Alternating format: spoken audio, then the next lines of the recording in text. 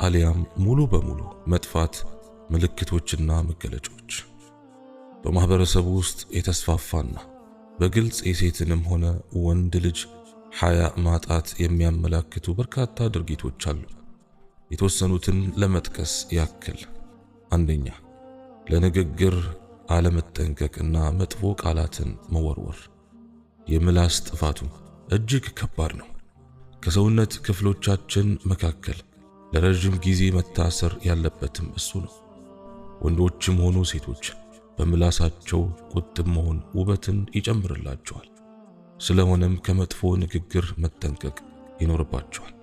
ሴትን ልጅ ሴትነቷና ሐያዋ ከመጥፎ ቃላት ሊያቅባት ይገባል።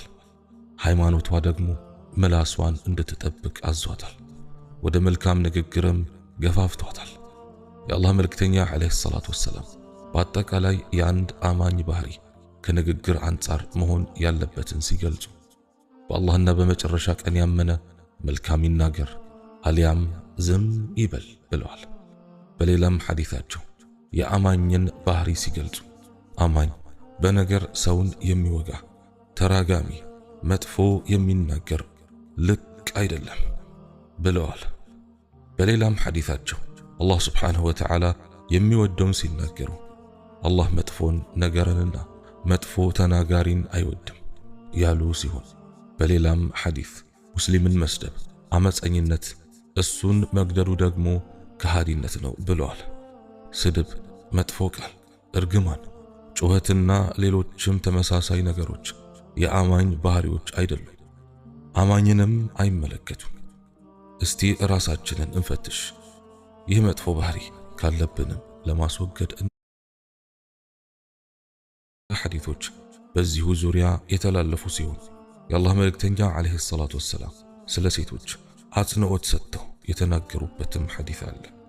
ከነኚህም መካከል የአላህ መልእክተኛ ሰለዋቱ ረቢ ወሰላሙሁ ዓለይህ አጠቃላይ በሆነ መልኩ የሴት ልጅን ባህሪ ሲናገሩ ሴቶች እርግማን ያበዛሉ ብለዋል። ስለሆነም ሴቶች ከዚህ መጥፎ ባህሪ ሊርቁ ይገባል። እርግማን ማብዛት ለእሳት ከሚዳርጉ ባህሪዎች መካከል አንዱ ነውና አላህ ይጠብቀን። የአላህ መልእክተኛ ዓለይሂ ሰላቱ ወሰላም እንዲህ ብለዋል፣ እናንተ ሴቶች ሆይ መጽውቱ፣ ከአላህ ምህረት መጠየቅን ወይም እስትግፋርን አብዙ።